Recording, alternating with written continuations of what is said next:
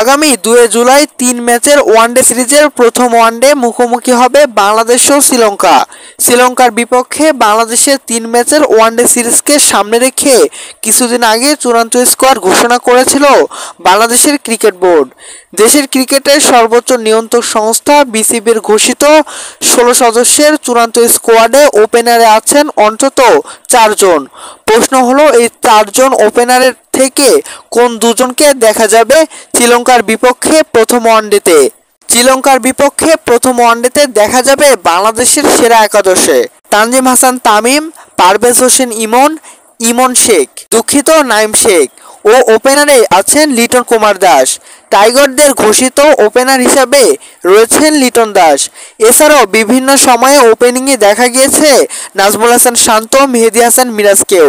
শ্রীলঙ্কার বিপক্ষে প্রথম ওয়ানডে বাংলাদেশের প্রথম প্রান্ত সামলাবেন তানজিম তামিম, তার সঙ্গী হিসাবে রয়েছেন লিটন দাস।